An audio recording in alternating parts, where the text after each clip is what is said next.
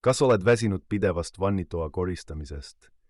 Siin on üks lihtne nipp, mis hoiab sinu vannitoa värske ja puhtana minimaalse vaevaga. Alusta sellega, et segad kokku lahuse.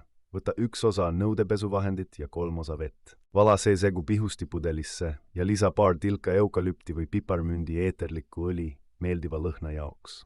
Pärast igat duši pihusta seda segu õrnalt märgadele seintele ja dušiuksele. Lahus jätab õhukese kihi, mis takistab seebijääkide ja katlakivi kogunemist. Kuivata klaaspinnad kiiresti mikrokiudlapiga, et vältida triipude teket. See lihtne igapäevane rutiin hoiab sinu duši särav puhtana ja vähendab põhjaliku puhastamise vajadust. Lisaks sellele täidab värske lõhn sinu vannitoa iga kord, kui sa duši kasutad.